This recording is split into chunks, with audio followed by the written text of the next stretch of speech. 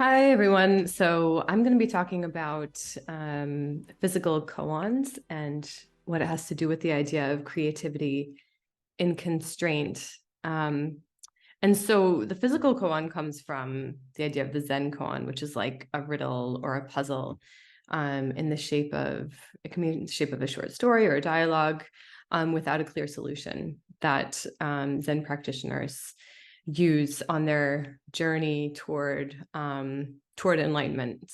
So it's about seeking the answers from within. It's about kind of living with ambiguity and paradox, living in the nuances of truths rather than expecting a black and white answer.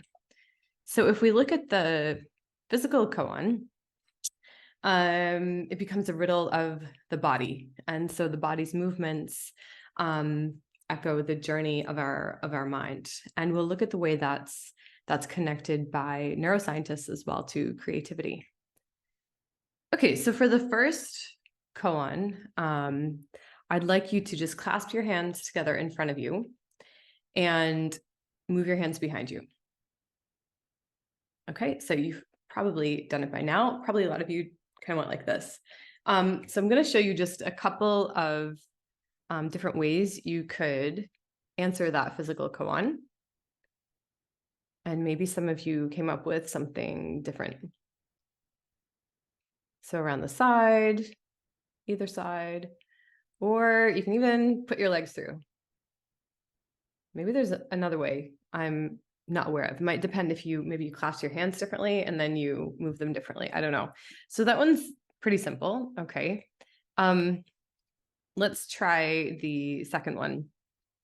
So raise your left foot in the air. And if for some reason you have trouble balancing on your right foot or even injury or something, just do it on the other leg. It's fine. And then grab the left toe with your left forefinger. And again, if you're reversing it, just grab the right toe with the right forefinger. So I will give you a moment to do this. Also, seemingly simple movement. And now let's look at a couple of possibilities.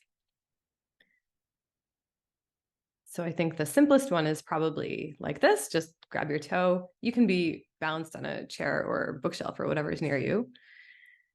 Grabbing like a half bind behind you.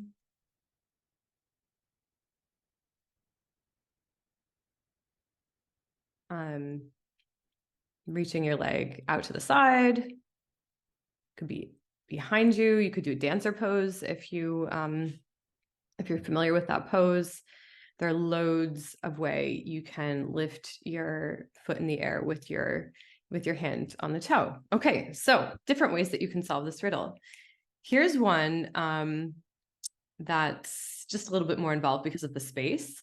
So I'll more describe it to you. And this is one that I've used with students in the English classroom and also yoga studio. I won't say anything more about it yet. So you move to the opposite side of the wall. You can do this yourself as well. If you're inside of a room, if you're outdoors, you can be against a tree or something and just pick a side, another tree, for example. So you must move to the other side of the room by leaving one foot on the ground at all times and make a single 360-degree turn at some point in your journey. Okay, so you can do it now, maybe pause the video, or just think about what you would do, I guess. So I've done this probably 15 or 20 times with students, teenagers, and also adults a few times. And every single time, the first time through, now they hadn't had the first two koans that you guys just did, but everyone hopped on one foot from one side of, or tried to, from one side of the room to the other. And in the middle somewhere, they made a turn on that foot, which is great. It solves the riddle. But there are, of course, other ways of solving this. You can, if you hop from one foot to the other, you're still only on one foot at a time. You know, it doesn't say the left foot only or the right foot only. You can, if there's furniture, you could even like use furniture to walk across to help you in terms of that regard. For the turn, you can, I've seen a cartwheel when I asked to do a second time, thinking outside the box, which is a kind of a spin. Yeah. You can spin your bum on the ground or on a desk, if you're in a classroom, if it's safe. There are other ways to do these things. So maybe just have a think or have a try about other ways that you can do it. Okay, so by doing these movements, what does the physical koan teach us about our writing? Or it would be applicable to other elements of creativity, like let's say creating music or being a chef, anything where you're creating something, right? So what does that kind of movement teach us, and also about creativity in general?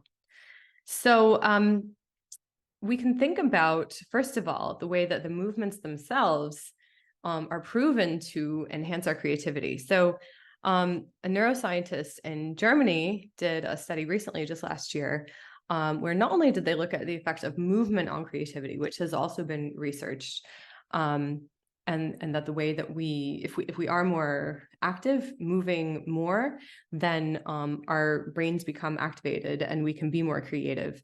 But also specifically, this researcher found that if you're able to, you have the freedom to make self-determined movement, it creates flexible thinking and creativity. Now, the caveat is that if maybe the freedom is too open, we might not know where to begin. Okay, we might have an empty room and just say move, and sometimes that works really well.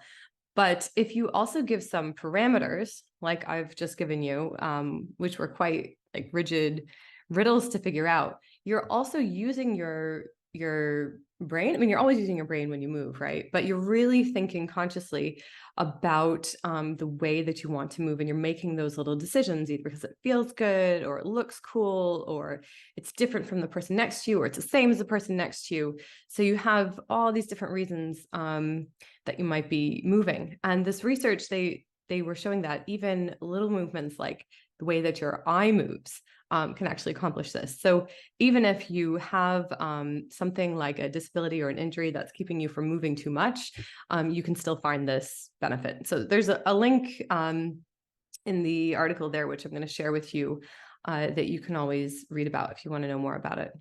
I also like to think about, in terms of this concept, A Room of One's Own by Virginia Woolf. Probably a lot of you are familiar with the lecture turned into essay, which you can easily find legally online.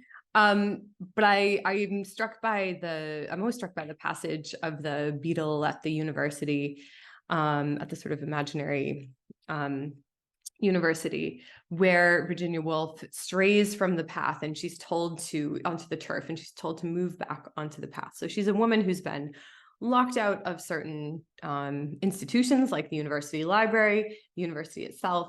So she kind of has access and not access. She can look, but she's excluded. She has to make her own path, and yet she's asked to go on the path as well. So she has to follow some direction, but she also has that freedom. And in the same way, in her writing, she's responding to the norms and the structures and standards of genres, of conventions of the publishing world, of men who at that time were dominating the writing world, the publishing world, especially.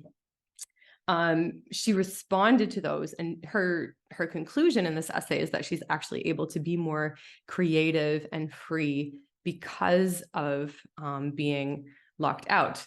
And so playing on this kind of structure and freedom, she's able to push her creativity further.